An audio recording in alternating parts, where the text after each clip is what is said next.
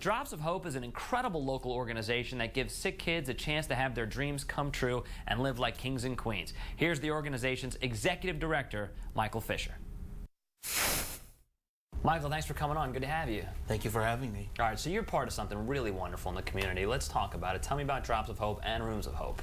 Okay. Drops of Hope is a 501c3 nonprofit pediatric cancer charity. What we do is we provide transportation to and from chemotherapy for patients that don't have the ability to get there. They either walk many miles, they take public transportation, or they skip treatments.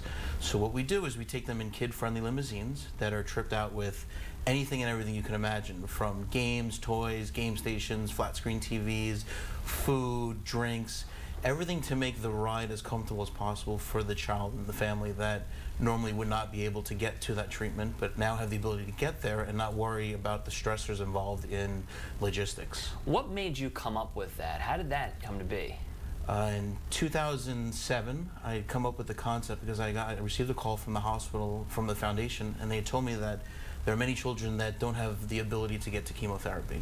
And I said, what do you mean? They said, well, a lot of the children that get here can walk 3-4 miles. They get stuck at public bus stops after chemo. They're walking 3 or 4 miles to go get chemo. It's beyond terrible. It's something that we can't even imagine. It's in our own backyard, and it's just nobody really realizes what's going on. I had never heard of that.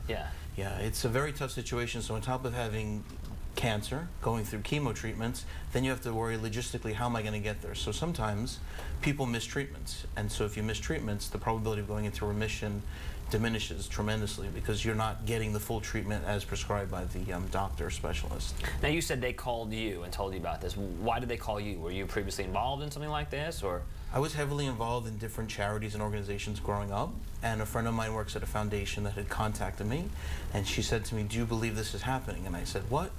I said, okay, not only are we going to fix this, we're going to do something innovative and creative, and we're going to make this whole fantasy world for these kids. You know, not to sit here and pat you on the back for 8 minutes, but you know, a lot of people say that I'm going to fix it, I'm going to make it better, but then it doesn't happen. So when you made up your mind you were going to do this, I mean, was there any turning back, or were you full steam ahead? What happened? There was no turning back. There was full steam ahead. There's a need that's not fulfilled. There's kids that are just so distraught with the situation in hand, and I was like, there's no way I'm not going to do this. So within 4 months, I got my 501c3 status, which is relatively fast, with no contest from the IRS and everything. So it was instantly approved, and we were ready to roll, no pun intended. Right. So the first limo ride that you put together, tell me about that.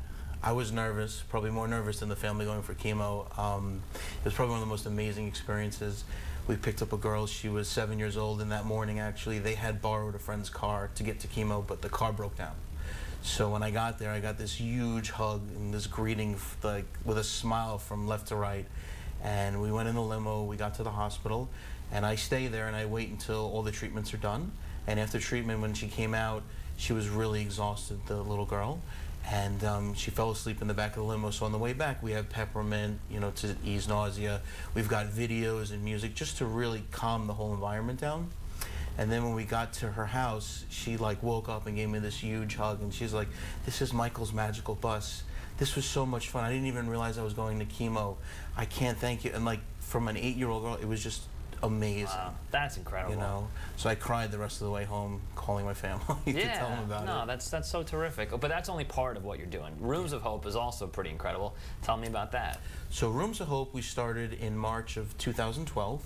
We've completed 4 rooms so far, and the concept is, I didn't realize that a lot of these kids not only having cancer, going through chemo, but a lot of them don't have the financial ability, or the families have the ability to provide basic needs, such as things basic for us, which are beds, mattresses, sheets, air purifiers, creating environments for kids that get them outside of the realm of the hospital. A lot of kids would prefer to stay in the hospital because they know they're guaranteed a bed. Wow. And they're guaranteed a mattress, and just basics. So we came up with this concept called Rooms of Hope, and it's growing very fast. The demand is tremendous, and we're only limited by our resources or funding that we get from the community. So specifically, what goes into making over these rooms? What do they look like when you're done with them? Specifically, we go in if they actually own the housing or the apartment, which is very rare. Usually a family member may own it. We then do stuff that can stay in the actual condo. For example, we just did one in Loxahatchee, and for a girl who's 13 years old, and the carpet was 32 years old. So that's really not conducive of a healthy environment for a child that's gone through chemo where their immune system is suppressed. So she wanted princess. So we came in and we did wood floors. My dad and I installed them. I got them donated by the community. We painted the room pink. We did a princess bed with a she loved teddy bears.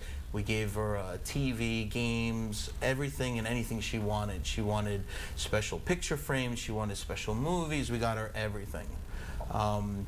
But typically, if they don't own the place, which is 99% of the people in the situation, we go in and do everything that they can physically take with them, which are beds, sheets, mattresses, air purifiers, games, gaming system, artwork.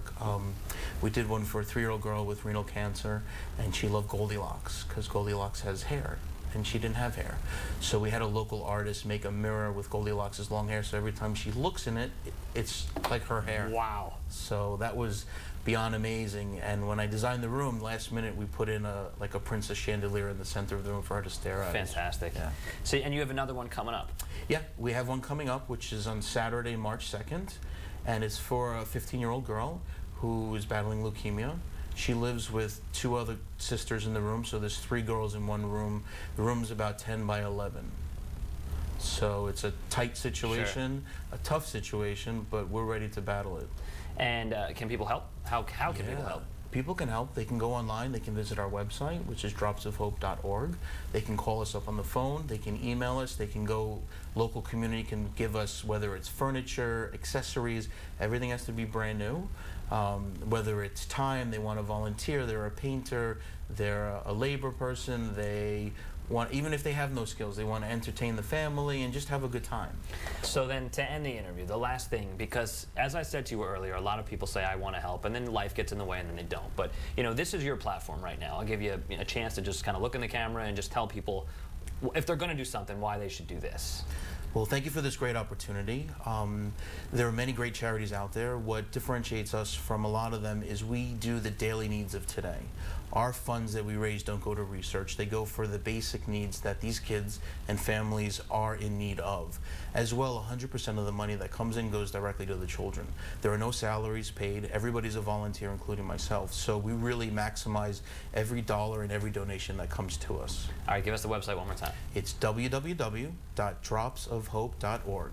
Well, it was great to have you here, Michael. Thank you so much for this platform. I really appreciate it. It was our pleasure. And you'll have to come back, okay? I would love to. All right, fantastic. Thank you.